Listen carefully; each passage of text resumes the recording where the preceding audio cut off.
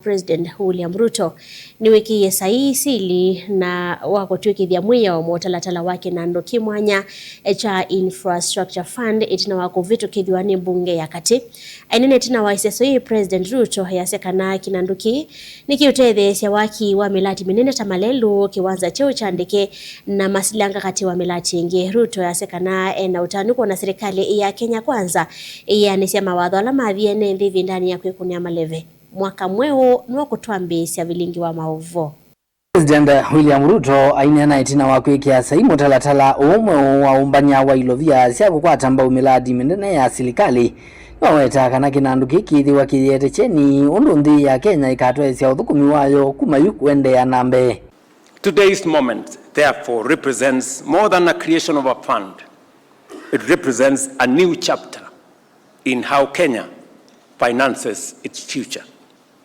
A chapter where we invest at scale in the foundation of a first world economy, transforming agriculture through extensive irrigation and water infrastructure, expanding modern infrastructure, including roads, rail, ports, airports, and logistic corridors that connect our farms, factories, and markets, and scaling up reliable energy to power industry, innovation, and value-added production across our economy. President Ruto Niwaweta kana Utanu Mingi Kwona manifesto yake yani undu wathie a Kenya vala wumbula kana uthanthasya wa Kiwanza cha Ndeke cha JKIA niguo gwithwe mulati wa mbe kukwatwa mbau ni Kinandu ki.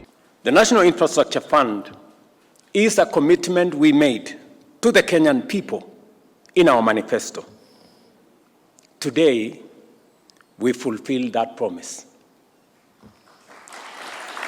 Today, I am pleased to announce that the expansion of the Jomo Kenyatta International Airport will be the first major project financed through this new model of financing under the National Infrastructure Fund. President yengine umbula kana Silikali na muvango wa kueteva mwene yandaki vathukanyo kwikithia kana nimatetheanisya na Silikali kwa ilio ukwati wa nthi ya Kenya kavindani kau ivuthisya ala methitwe mailiana na uthosya wa mali imwe ya Silikali.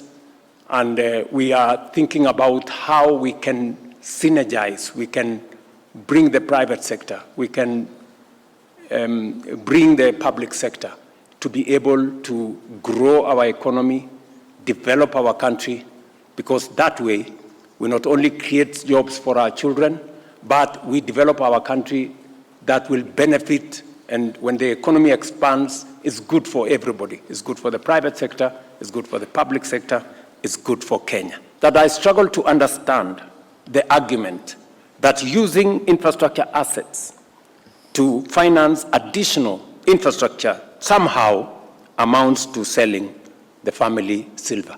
Livotia vilingi wa movo nitoa mwaka mweu.